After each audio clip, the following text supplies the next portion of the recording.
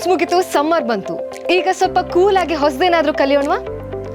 ನಿಮ್ಗೆ ಗೊತ್ತಾ, ನೀರು ಗ್ರಾವಿಟಿಗೆ ಅಪೋಸಿಟ್ ಡೈರೆಕ್ಷನ್ ಅಲ್ಲಿ ಮೂವ್ ಆಗುತ್ತೆ. Let me prove this. ಇದನ್ನ ನೀವು ನಿಮ್ಮ ಮನೆಯಲ್ಲೇ ಟ್ರೈ ಮಾಡ್ಬೋದು. Take 3 glasses. 2 ಗ್ಲಾಸ್ಗೆ ಕಲರ್ಡ್ ವಾಟರ್ ಹಾಕಿ ಮಧ್ಯದ ಗ್ಲಾಸ್ನ ಹಾಗೆ ಕಾಲಿಡಿ. ಈಗ ಟಿಶ್ಯೂ ಪೇಪರ್ ಯೂಸ್ ಮಾಡಿ ಒಂದಕ್ಕೊಂದನ್ನ ಈ ರೀತಿಯಲ್ಲಿ ಕನೆಕ್ಟ್ ಮಾಡಿ. ಸ್ವಲ್ಪ ಹೊತ್ತು ಕಾದು ಗಮನಿಸಿ. ನೋಡಿ, ನೀರು ಹೇಗೆ ನಿಧಾನಕ್ಕೆ ಈ ಖಾಲಿ ಗ್ಲಾಸಿಗೆ ಬರ್ತಾ ಇದೆ.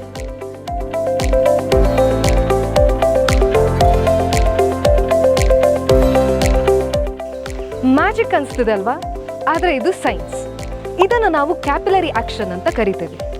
ನೀರು ಪೇಪರ್ ಟವಲ್ ಮತ್ತು ಬಟ್ಟೆಯಲ್ಲಿರುವ ಚಿಕ್ಕ ಚಿಕ್ಕ ಸ್ಪೇಸಸ್ನಲ್ಲಿ ಗ್ರಾವಿಟಿಗೆ ಅಪೋಸಿಟ್ ಡೈರೆಕ್ಷನ್ ಅಲ್ಲಿ ಮೂವ್ ಆಗೋದು. ಇದಕ್ಕೆ ಮುಖ್ಯ ಕಾರಣ ಏನು ಅಂದ್ರೆ, water has a special behaviour. ಅದು ಕೊಹೆಷನ್ ಮತ್ತೆ ಎಡೇಷನ್. ಕೊಹೆಷನ್ ಅಂದ್ರೆ ವಾಟರ್ ಮಾಲಿಕ್ಯೂಲ್ಸ್ ಒಂದಕ್ಕೊಂದು ಸ್ಟಿಕ್ ಆಗೋದು. ಅದೇ ಎಡೇಷನ್ ಅಂದ್ರೆ ವಾಟರ್ ಮಾಲಿಕ್ಯೂಲ್ಸ್ ಬೇರೆ ಸರ್ಫೇಸಸ್ಗೆ ಸ್ಟಿಕ್ ಆಗೋದು.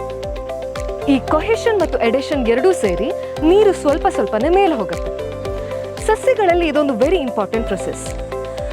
ಪ್ಲಾಂಟ್ ರೂಟ್ಸ್ ಇಂದ ಅಬ್ಸಾರ್ಬ್ ಆದ ನೀರು ಕ್ಯಾಪಿಲರಿ ಆಕ್ಷನ್ ಮತ್ತು ಟ್ರಾನ್ಸ್ಪಿರೇಷನ್ ಎನ್ನುವ ಪ್ರೊಸೆಸ್ನಿಂದ ಸಸ್ಯದ ಬೇರೆ ಬೇರೆ ಭಾಗಗಳಿಗೆ ನೀರು ತಲುಪುತ್ತೆ.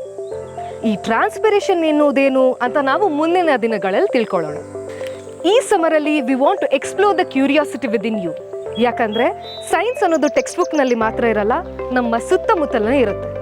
ನಮ್ಮ ಪ್ರಯೋಗದಲ್ಲಿ ಲರ್ನಿಂಗ್ ಸ್ಟಾರ್ಟ್ ಆಗೋದೇ ಹೀಗೆ, ಸಿಂಪಲ್ ಅಬ್ಸರ್ವೇಷನ್ಸ್ ಇಂದ ಬಿಗ್ ಕಾನ್ಸೆಪ್ಟ್ ಅನ್ನ ತಿಳ್ಕೊಳ್ಳೋದು.